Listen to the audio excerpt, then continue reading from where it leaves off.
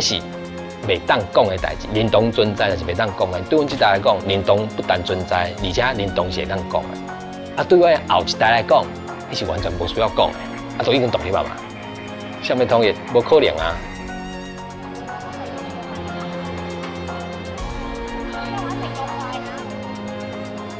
那我们从这个《远见》杂志同样的这个09年的民调里面，我们也可以看到说，对于主张说两岸最终应该统一的这样的选项，反对的人大概有69%哈。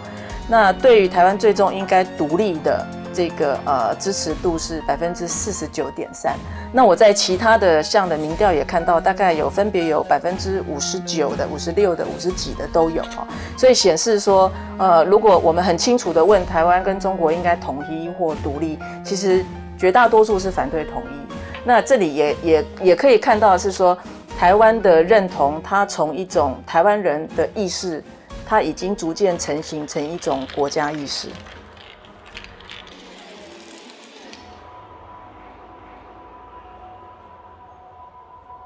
What's going on, everyone？ 我是阿炳。迄天有一个中国人留言讲：“你是台湾人，就不要说属于中国的闽南话。”你袂感觉这点不奇怪吗？那有可能一个英国人要甲美国人讲，歹势，你袂使讲英文。敢有一个西班牙人去甲一寡中美洲、南美洲的人讲，哦，歹势，你袂使讲西班牙文。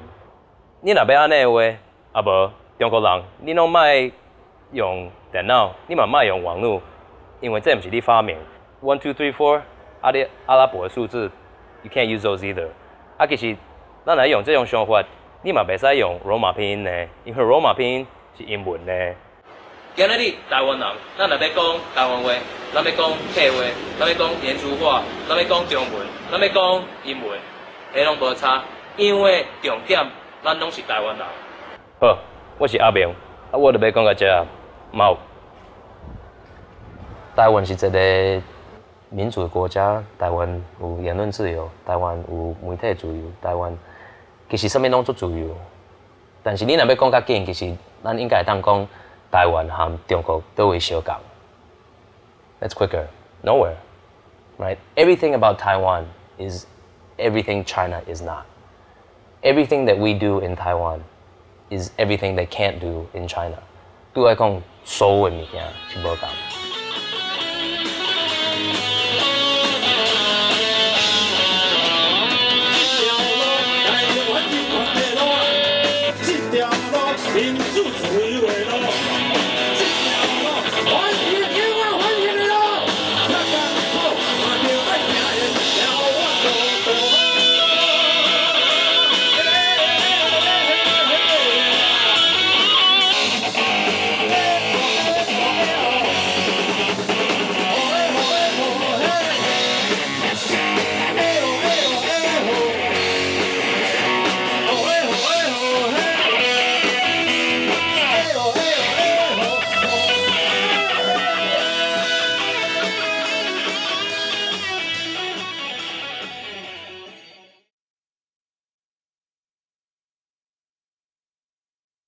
我2003年去伦敦念硕士的时候，我那时候要申请信用卡，然后他就要开始打我的资料。可是你知道他们英语要用我们的中文拼音，他们打起来就是很不顺。我就说，如果你不介意的话，我可以帮你打。他就说 OK， 然后他就把 keyboard 就挪来旁边给我，那我就开始打，我就噼噼啪啪打很快啊，然后我叫什么名字，家里的住址，台湾的住址，英国的住址。然后最后就有一个国家的选项嘛 ，nationality 这样子，那我还是很兴奋选，因为你前面住址也是在选，那你都有选到台湾，哇，都填好了给他开始检查，然后对到那个国籍的时候，他就觉得不对，他就停下来，就是说 wait a second 这样子，他就看一下我护照的封面，就是 Republic of China 这样，他说这上面是 China 不是台湾，我说可是你们选项有台湾呐，哈，他就说。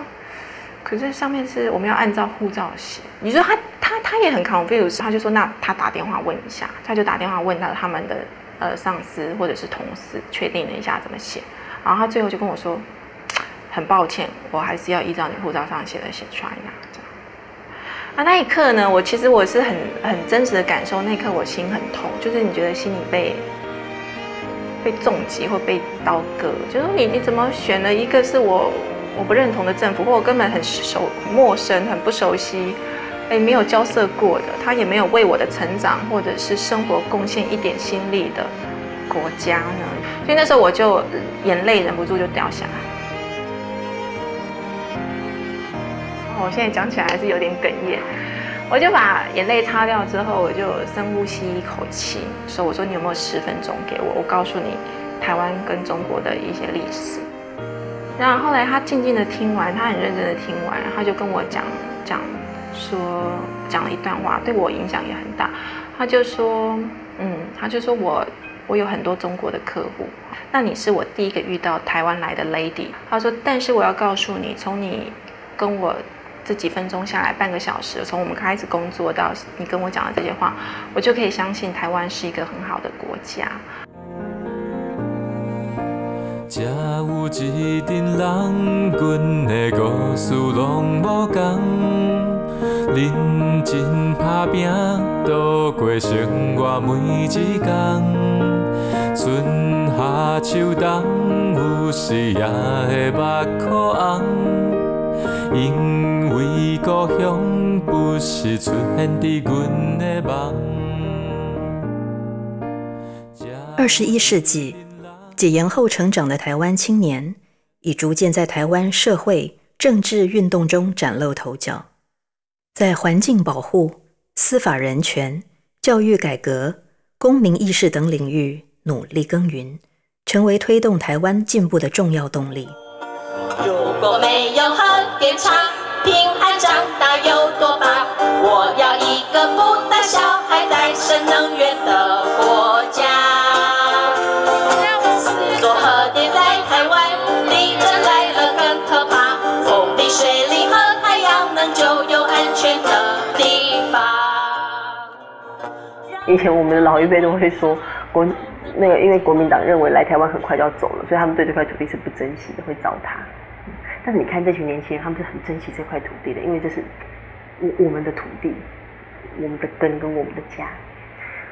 不管是在抗争那个农地的问题，还有什么相思寮，还有中科、国光石化，很多年轻人都投入这个运动。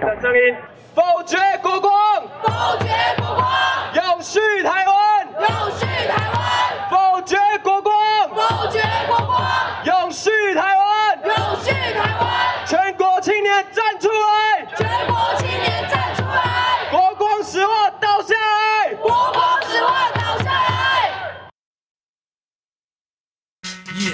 香港有孟达，江苏有孟达，孟达爱叫拐子，因为孟达们都会那中国股权法。魔鬼筋肉人啊，球场不是你的家，孟达你赶快去孟罗家吃蛋挞哟，还有喝奶茶，不要叫我拐子。江苏南港队打到我，你得赶快去看医生，小心手骨爆裂。其实这次咱台湾跟中国的老舍战争其实有点类似啊，也起因的是讲中国篮球队江苏为了南港队。因来台湾比赛的时阵因为有一个球员叫孟达，然后就是甲咱台湾台皮的吴代豪甲架一个拐子，架拐子迄最严重的边缘的老伊落去的时阵，迄个孟达落去佮教伊家己的队员击掌有无？讲意思就是讲我雕工就是要安尼做的啦，时阵我讲奇怪，啥啊？大家好像吃了一记闷棍，啥无人要讲话，无人要出声，嘛无人要谴责这物件，我就写歌。就骂这个孟达嘛，然后那个时阵，中国的有一个天津饭，爱得嘛写歌回来给我骂，然后就安尼一来一往嘛然后都变成很多台湾的饶舌歌手嘛，刚刚这人就是注意的嘛，然后就骂，然后等一下嘛骂过然后就两边就站起来了。傻逼大只在哭在吼，现在终于知道大只有多丑。打了半天热狗，还在一边秀手，你被骂了，热狗都不敢出手。大只躲藏，怕我知道你是 gay。看我妈的大马戏团都是残废，你们就在岛上自我陶醉。其实我感觉啦讲咱台湾人其实还某种程度还蛮像美国的黑人的啦。咱其实处的环境就是讲咱想要背起来啊，但是中国安尼吼，国际上处处给咱打压。老舍如果要有多了一个特殊性吼，可能还是日本啊、韩国，因可能比较没有的这种东西，其实就是讲吼，咱处于的国际环境吼，其实还蛮，哎呀，还蛮有那一种张力的啦，哎呀，可以去讲出很多故事。照进台东，你不想下场还跟队友击掌，让你回不了大陆，篮协安排你做华航。我要把你架拐子，拿手剁下来，再用球棒打烂，让他无法接回来。各位立委记者炒一下这个新闻，也请大家四处转寄，我们不能闷不吭声。这首歌一定要让他听一下，我们。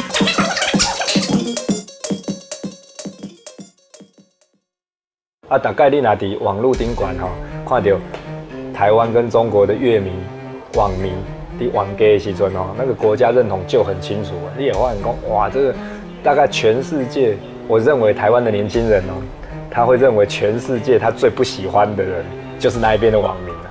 譬如讲，以日本这届的这个天灾来讲，因为台湾是全世界捐钱捐上济的嘛，伫第一时间发生这个天灾的时阵，足侪中国的网民。就开始一直写讲哦，他因死好啦，像那些日本狗、日本鬼子活该啦、天谴啦，拢安尼骂嘛。啊，台湾呢都是感同身受啊，大概拢好像是自己的好朋友、自己的亲人，这个遇到这么大的灾害啊，所以都是哇开始安尼招讲要安怎捐钱，要安怎斗相共。所以讲伫迄两三礼拜，偌济中国的网友走来伫这个论坛内底，甲台湾人冤家相骂。所以讲，我也感觉最新鲜的，两边要讨论事情很容易啦。你即嘛繁体改简体，简体改繁体，那就简单了。那有一些词语大家可能不熟，但是你要弄到大家都知道你在讲什么，那就简单。但是意识形态价值是相反的，一边是骂日本人是狗，他们气候；另外一边是捐上侪钱，全世界捐比美国更加多。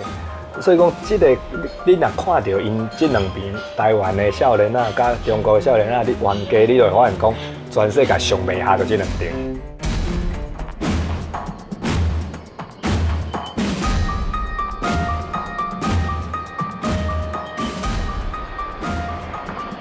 随着台湾的民主开放，公开讨论统独议题不再是禁忌。2011年6月。一群台湾青年与中国青年，在台北市的一家咖啡厅展开一场统独辩论。我觉得大家同文同种，何必要因为政党的争执而有那个什么东西？对于统一，我觉得统一是必然，怎么统一才是我们应该去面对和解决的问题。那我也不赞同，就是共产党就一定要把国民党怎么样。让人家以前也是老大，那你后来也是篡权，所以我是觉得大家应该真正的商量一下，怎样把中华民族、中国这块领土上边生活的人民安顿好、统治好，才是真正要解决的问题。讲到种这个东西，我自己是三类组，我是台湾就生物学背景出身的。这个同种啊，广义来说，我们60亿人口都是同种，那么再接下来是亚种不同，所以说。中国人怎么会跟台湾人同种呢？这是在哪个意义下同种？在生物学意义下，你可以说它不同种，你也可以说它是同种。所以我不晓得这个同种要怎么样来做一个尤其是统一论述的一个基础。所以说，我认为台湾事实上留下来的是100年前的中国加上50年前的日本的东西，它是一个 hybrid， 一个混血儿，文化混血。所以在这个意义下，你要说同文，我是有期的。情感上讲，我们怎么可以拒绝这些大陆朋友对我们的这种怎么说？就是我们是同是一家人，就算台湾独立，世界还是怕中国大陆啊？为什么？他世界第一大的经济体，世界第3的核武国家，世界最多的常备军，怎么能让人不怕呢？所以台独是没有用的。他说要接受中国的那个人情，我说对不起，1000多颗飞弹对着我呀，1000多颗飞弹对着我们，整天都是对我们打过来。中国没有那么笨，现在不是像过去的19世纪，现在是21世纪。联合国再怎么说，到时候也不能不管。我们讲统一的时候，不是只有1国2制，而是要3民主义。第二点，就对台湾安全的方式也是这样，对大陆人民最好的方式其实也都是我们中华民国主导统一，而不是只有中共主导统一这种事情。应该要由人民来决定土地的命运，而不是在传统国际法下土地去决定人民的命运，就像1895年的惨剧一样。好，所以如果就我以上这几种见解来看的话，就我个人的立场，我觉得中华民国是台湾，因为1949年中华民国已经灭亡了，它不存在一个国家实质存在的要件。我们不是坐这儿讨论一个未来人类社会应该是怎么样嘛，我们就是讨论两岸关系。好，那么回到现实层面的话，台湾有独立的现实条件吗？是不是？那你等我先说完。就他的问题是，你先别急，对不对？你现在独立马上这边就打，然后他接着讲一个，他说如果任何为台湾人民负责的，就是你主张台湾独立，你不也是为了人的幸福吗？你现在宣布独立，大陆就打你，死的是台湾人，你们这些人有为台湾人的生命负责任吗？请回答。中国是一个霸权。要打台湾，但是台湾最重要的说，在台湾这个土地上的人民，他有没有共同的意识，要建立这个国家？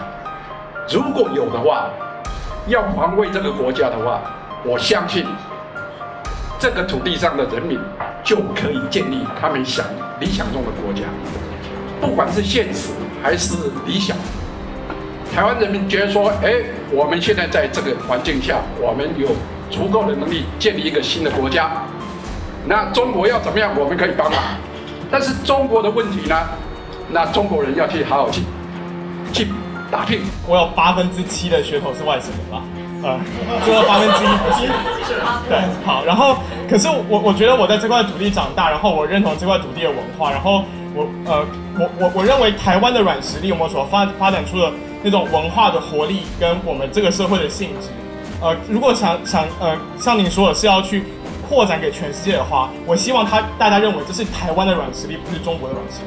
再来是第二个，我认为台湾可以作为中国的典范，可是我们2300万人并没有承担13亿人迈向进步的义务。我们可能有这样子的权利可以带领他，可我们并没有要去负担这么重的义务。你就刚才所说的台湾承担中国13亿人口义务的问题，我想反问你，到底现在是谁在承担谁？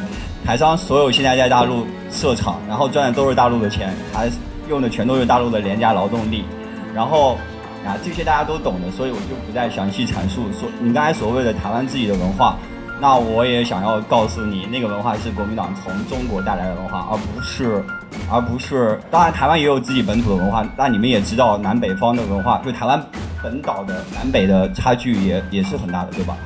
其实从历史上来看，美国抛弃我们中华民国，或者是抛弃我们台湾很多次的。在国共战争，国民党失利的时候，美国就讲对华政策台一输，就把台湾抛弃掉。然后到了季辛吉那混蛋的时候，又以拉一炮使的方式跑到中国大陆去和周恩来会面，然后甚至还打算出售 F-16给中国大陆，那很可怕的。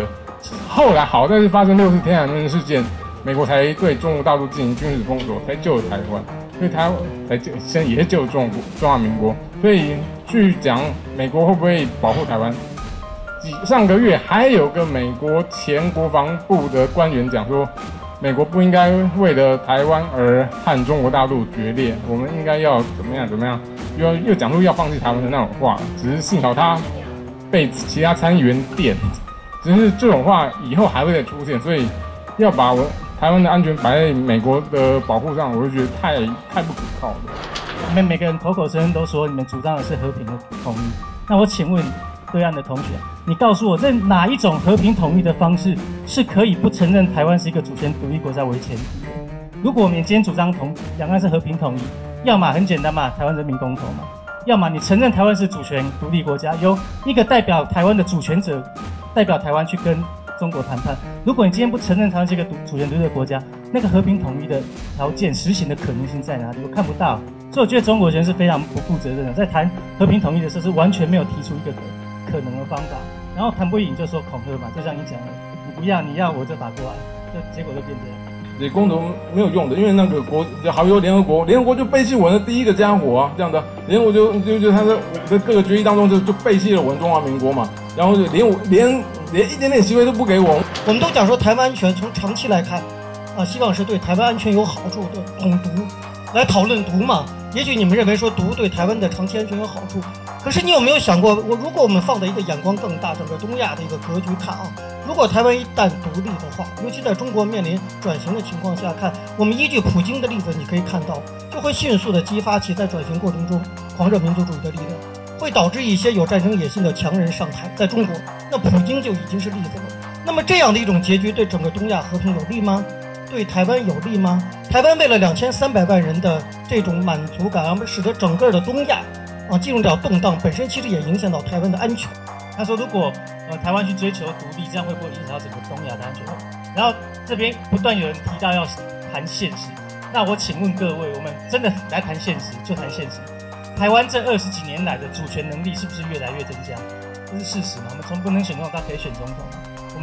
我们具有，我们现在护照还印台湾，我们的主权能力是越来越增加。我们有没有因为这样主权能力的增加而受到越来越多的危险？不仅是没有，而且我们的安全越来越多，这是事实，现实是这样。而且正因为台湾越来越是一个主权独立的国家，中国在国际上要成为霸权的能力才受到更多的牵制，这一点对全世界才是好的。如果我们今天为了这种说法让中国台湾追求独立，会让中国怎么样？好。难道我们现在放弃既有的追求到的主权能力，台湾就整个送给中国，让中国的主权能力，让中国在东亚、在国际上它的能力更做大，这样子对整个全球是好事吗？我想正是因为我们站在对整个全球的考量，台湾更是应该要去追求主权的独立，以这样的能力来跟中国作为一个抗衡跟制衡。而且这20几年的历史也告诉我们，这条路是对的。香港的历史也告诉我们，香港放弃的结果就是它是错的。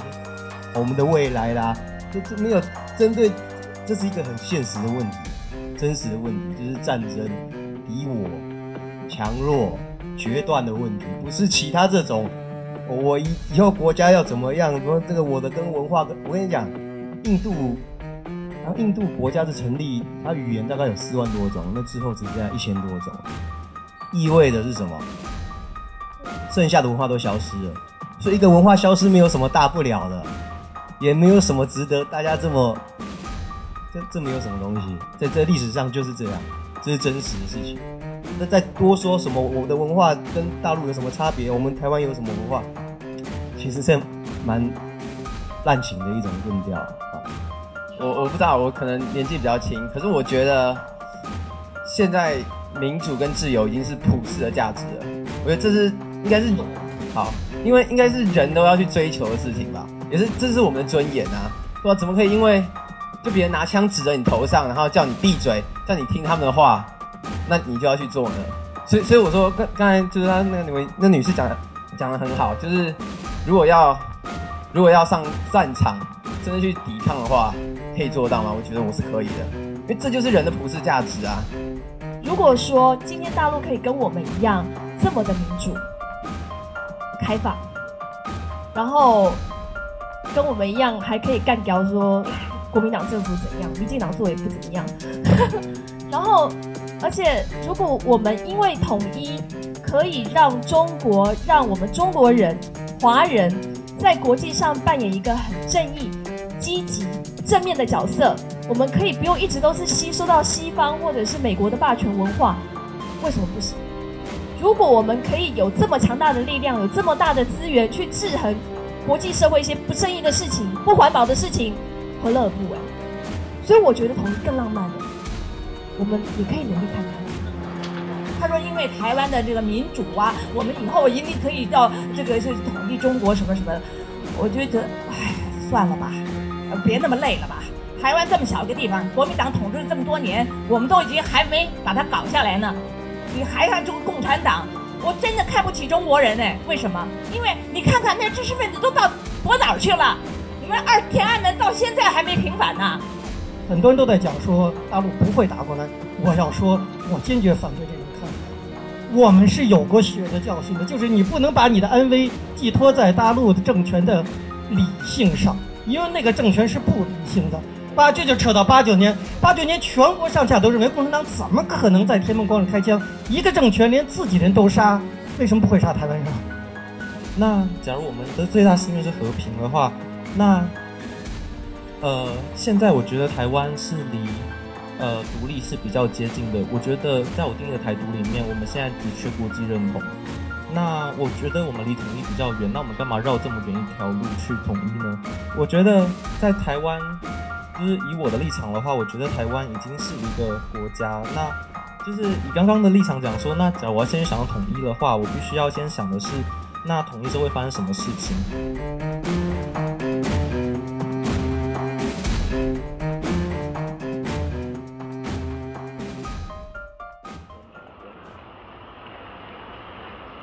谈到认同问题，回归中国14年后的香港人感触特別深刻。即係對於我同一輩嘅人嚟講咧，就會有好大嘅會好多時遇到一個問題就係當要去到海關啊，或者係有好多資料要填嘅時候，要填我哋嘅國籍嘅時候，我哋就會停咗喺度諗好耐。咦，究竟我哋係屬於英國啊、中國啊，定還是應該淨係寫香港呢？咁我諗其實好多時我哋都會寫香港嘅，而唔會寫中國嘅，因為硬係覺得其實我哋係同中國係有分別嘅，我哋係唔同嘅。咁我會覺得其實係即係呢個身份認同嘅問題一直都係纏繞住我哋呢一代嘅。9次回歸之後，有人做過調查說，還是有17%的香港人覺得自己是香港人，不是中國人。然後我大概是那17%裡面的，我很羨慕你們台灣人明明確確的說自己是台灣人，跟中國大陸人有分別。沒有人願講，不義於今日起相對，獻花這英烈，再思念中國，齊共記起血淚情，待超說，眾多烈士，有請到現場，願你能認真。我覺得其實自從回歸咗之後咧，成個香港嘅嗰個民生啊發展最大嘅改變咧係好多時嗰啲政策咧，其實諗真啲原來唔係為香港人而定喎，有好多發展原來唔係為香港人而發展喎，其實係會因應即係大陸國內嘅一啲需要而去發展嘅。咁就好似其實我諗最熱門話題啦，就係講緊香港嗰個地產嘅發展啦，即係非常之瘋癲嘅地產發展。即係我自問都已經係，我諗係比一般人，即係一般人可能揾幾千蚊已經係好少少咁樣，但係都覺得係太恐怖，即係你都俾唔起個錢，就算租錢咁樣租間，即係之前拍嘢咁樣租間嗰啲間房100尺、100尺都講緊3000蚊咁，啲點樣住人？租一日？唔係，即係一個月啫咁樣計。但係嗰間房係乜都冇嘅，即係一條巷咁，四五張啲台，5張啲台，5、6張啲台咁闊咁樣就話一條巷咁樣就話3000蚊。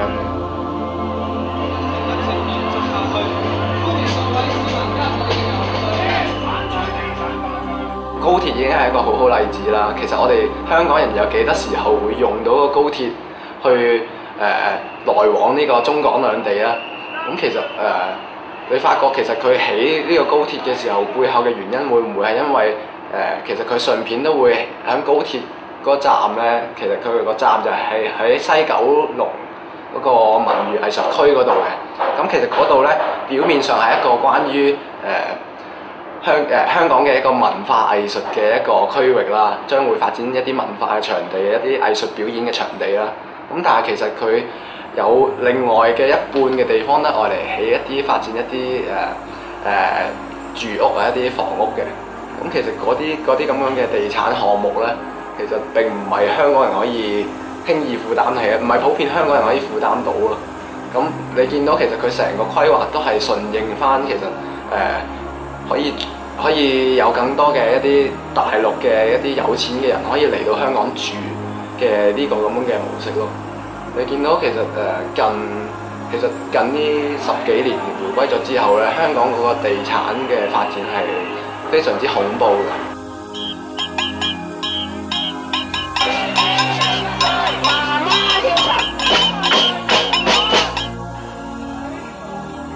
香港始终是一个商业城市，以前的人做事都是用商业的角度来进行。